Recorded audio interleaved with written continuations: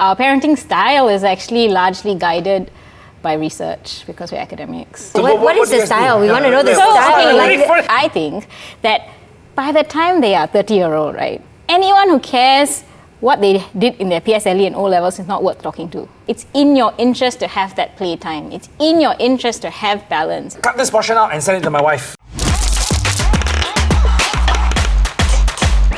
Hi, I'm JK. And I'm Jade Rasif. Welcome to the Situation Report, where we keep you informed one situation at a time. Today's situation, why are Singaporeans not having children? Which is ironic because we all have children. All three of us on the table are parents. However, according to the data, our total fertility rate in Singapore has hit a historic low, 0.97. This is the first time it's fallen below 1. And this is a big problem because the replacement rate is 2.1 births per woman. It's way below the replacement rate. So almost less than half. Yeah. According to a 2015 United Nations report, however, you will be surprised, Singapore has the most comprehensive pro-fertility policies in Asia. We've added a few more since then, but even with all these incentives, Singaporeans aren't having kids. So we have an expert, Dr Kalpana Vignehsa, who's the Senior Research Fellow at the Institute of Policy Studies. Welcome to the show. Thank you. Now, I have so many questions. We want to start first and foremost with the financial incentives. I want to be honest, yeah? So we get, I think, is it 10,000 for the first kid, and then a few thousand every milestone. But when my wife gave birth to my son, or my daughter, I already spent more than 10K. Yeah.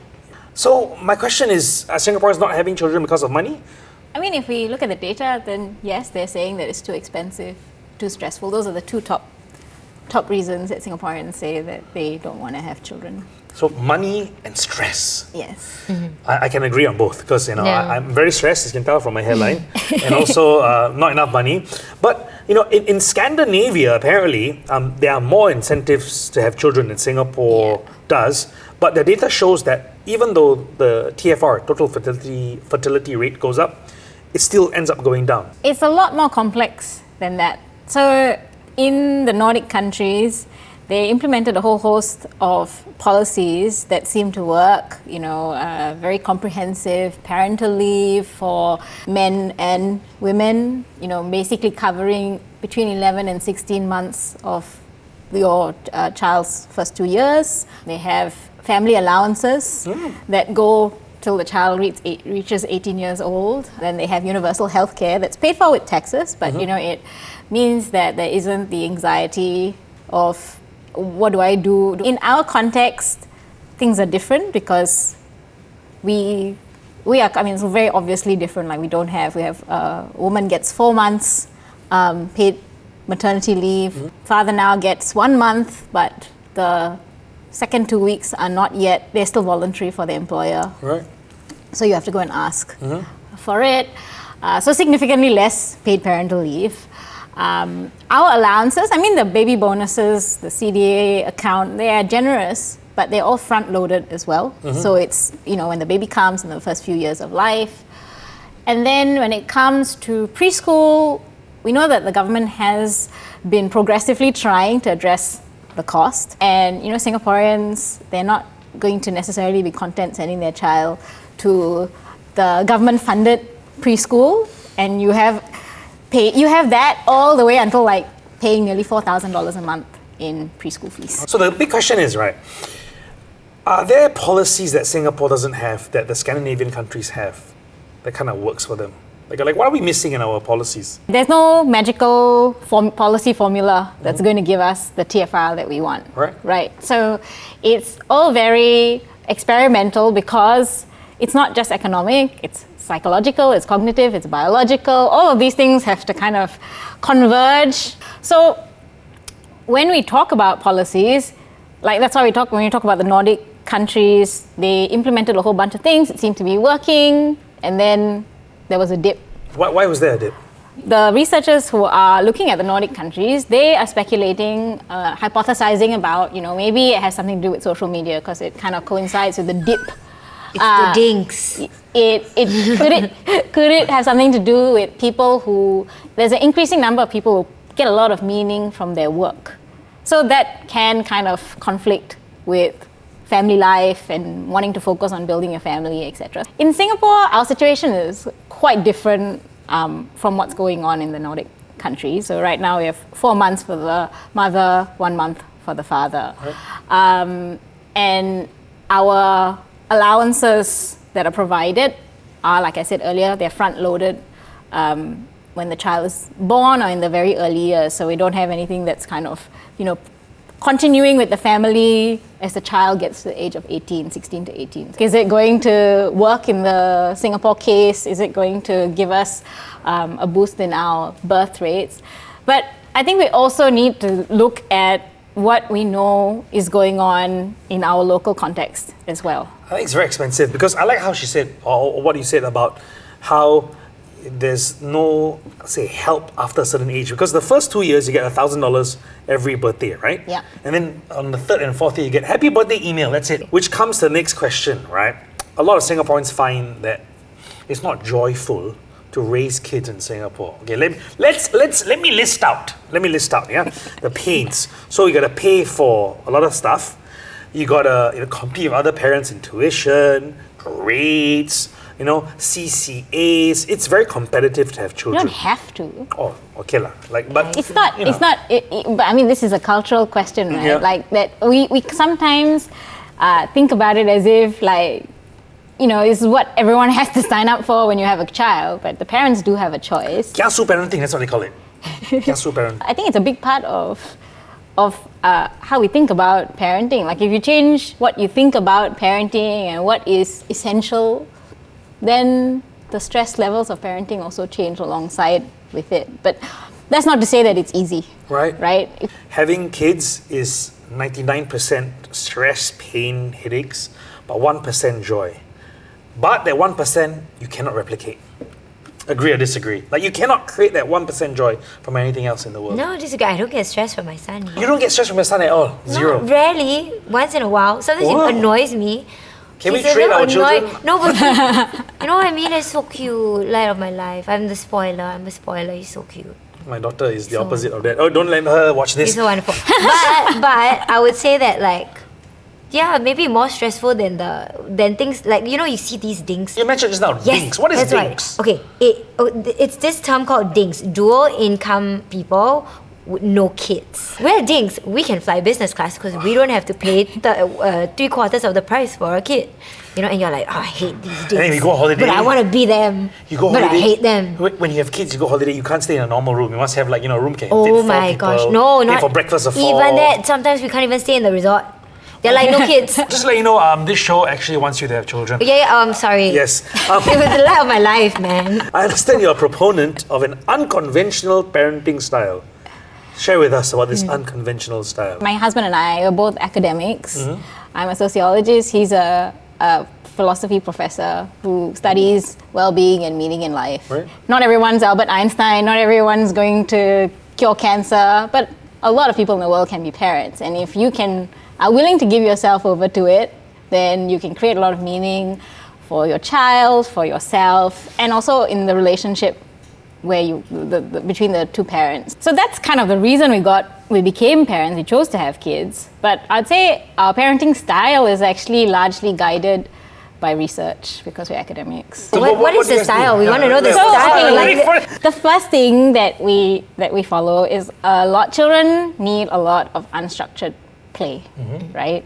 That is very, very important for their growing brains. So it means that they can't my son's 6 years old, he comes back home from school, he finishes his homework, but he has no additional pressure. Zero. No tuition, no additional activities. He only he's got one class that he does, it's just swimming. He just is given lots and lots of time to play. I have a friend who, oh my goodness, I am looking at her kid's schedule. So on Saturday morning, football, and then after that, swimming straight away. Half an hour gap to drive from the football to the swimming. Then after that, lunch, and then I think maths, Chinese tuition, as a piano class after that. You don't. Oh, wow. Yeah, what in the world, right? Poor baby. What is going on? Yeah. And then I say, what the heck is it? Oh, my son enjoys it. Yeah, he enjoys it. So you don't believe in that. Yours is more maybe one swimming class and then more unstructured. The swimming class is like, okay, we need to ensure that he knows how to swim. Yeah. But other than that, it's very unstructured. It's very kind of like, we spend a lot of time with the kids. But they also have to, because we have to work, so they also have to entertain themselves, and they have learned to do it. He plays piano, he plays chess, they read a lot of books. We don't have a TV at home. I love that. If I could get rid of all my TVs in my house. So why do so many Singaporean parents think, or would-be parents think that, I have to send my kids for this Barry's class. I have to send my kids for this class and that class and tuition and stuff. I think from what I can see, like talking to research participants, right, they deeply believe that their child's going to lose out if they don't meet certain markers of achievement. Right? They don't subscribe to the idea that if they don't achieve X, then they don't make it to this school, you don't believe in that. I don't believe in that. If you send your child for excessive tuition and they have very little play and not enough sleep, there are trade-offs to that as well. Right. Even if they do well in the exam. So for us, if our child is struggling significantly behind, never mind. You can do it more slowly. I don't know, sit the exam privately. It does not bother me. I'm not invested, because I think that by the time they are 30-year-old, right, anyone who cares what they did in their PSLE and O-levels is not worth talking to. We are not trying to pursue happiness, but what we're trying to do is actually, we are like, it's in your interest to have that playtime. It's in your interest to have balance. Cut this portion out and send it to my wife if you can. She's signing up my kids for so many extracurricular activities on the Sunday. And guess who's the one driving them and sending them? Not So what do you think is the crux and the burning issue as to why Singaporeans do not want to have more kids? The policies aren't really hitting. We're not getting back to that 2.1 replacement rate. The thing is that when I talk to parents, no matter how much baby bonus they collect, it doesn't make them feel less anxious about the long-term project of trying to raise their kids, right? So I think that is something that we need to think about. We need to think about whether or not there's a way to kind of help families in the longer run to actually address this kind of anxiety that exists when you decide to become parents in a place that, the cost of living is high. And we're not quite talking about that. But I have to ask you, right? So if as a young couple right now listening, watching this, they're on the fence about having children, what would you say to help them decide? So in sociology, we talk about weak ties versus strong ties. And strong ties are very protective for human beings. Okay? So if you don't have kids, you are chopping off a very important route to developing strong ties. And when I say strong ties, I mean like strong ties, someone to call in an emergency, someone to be vulnerable with, somebody you're really like very, very strongly connected to, right? Someone who can make medical decisions for you, someone you would have that conversation with, right? And so when you kind of, again, take a long-term view, you want to be also thinking about maintaining strong ties. It doesn't have to be through children, right? But we have to think about how are we going to create these strong ties, because this is crucial to our well-being as well. One of the things that I am like, you asked me about my parenting style earlier, and some of the things I say maybe makes me come across as pretty like laissez-faire about some things, right? But one thing I'm not laissez-faire about is it would really bother me if my children don't grow up to be dependable adults who care for other people and are cared for by other people. So I think if people are on the fence, that's something that they should be thinking about as well. Like, how do they envision their long term? Who are the people they want to be surrounded by? What do they want to spend their time doing? Things like traveling, right? If you travel a lot and you travel a lot on business class, eventually you'll get tired of it. Eventually it's not going to bring you as much meaning as something else. You want to try something new. I don't know. The satay on business class is pretty good. Some the sauce is not defrosted properly, but other than that, it's okay. And having nice cutlery, although it's cold, they should need to warm up the cutlery. But I think I have to ask you this question, Jade, as a parent. How much, like joy-wise, does having children, because you have a son, does having children bring you that immense joy that people always talk about? No, it doesn't. And I'm just going to be honest, for me, that's why I agree with you when you say you really need to think about what brings you, meaning in your life. And yes, he brings me like incredible amounts of joy. But I also find a lot of joy outside of parenting by myself, and I found a lot of joy outside of parenting before having a child. So it's a different type of joy for sure.